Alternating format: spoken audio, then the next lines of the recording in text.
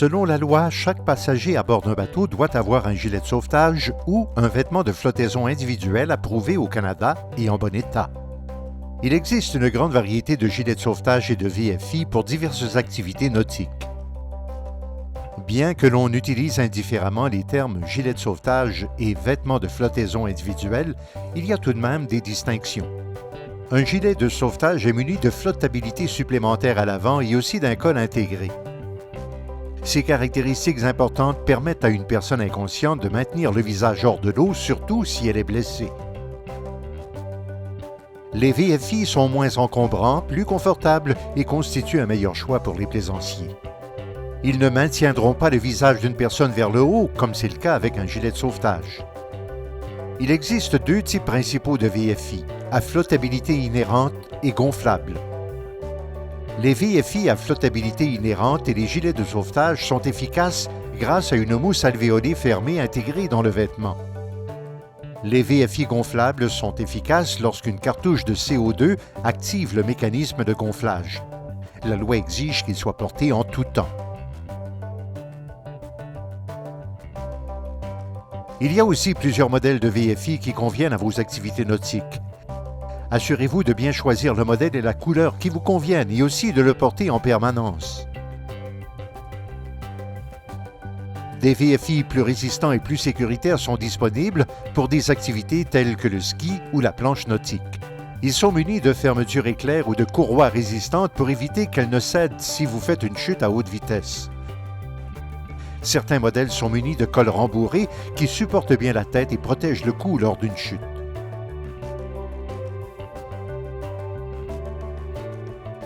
Plusieurs modèles de gilets sont conçus expressément pour pagayer.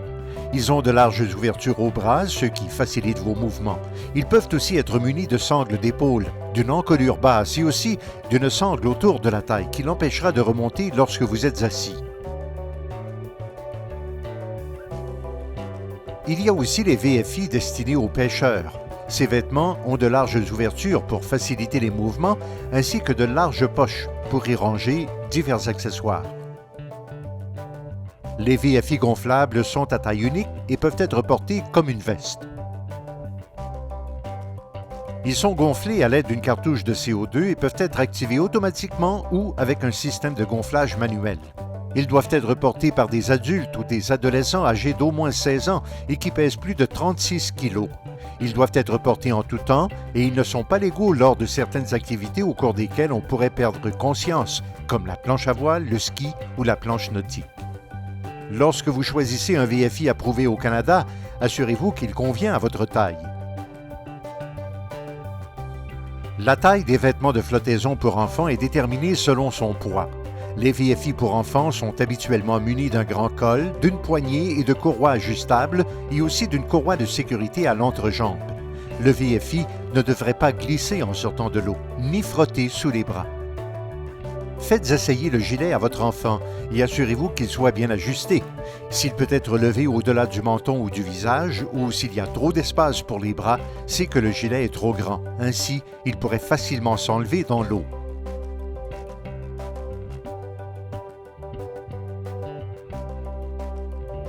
Les dispositifs de flottaison pour adultes varient selon le tour de poitrine.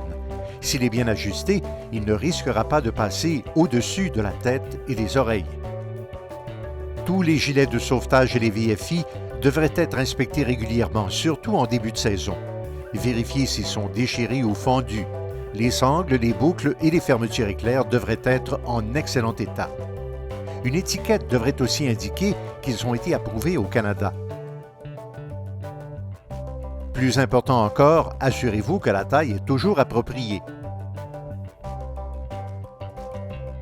Lors des vérifications, assurez-vous que la cartouche de CO2 n'a pas été utilisée et qu'elle n'est pas perforée.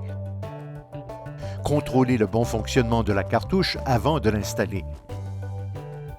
Gonflez manuellement le VFI et mettez-le de côté pendant toute une nuit pour s'assurer qu'il n'y ait aucune fuite.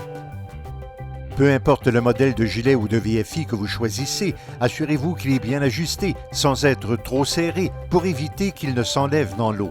Enfin, un VFI est inutile si vous ne le portez pas.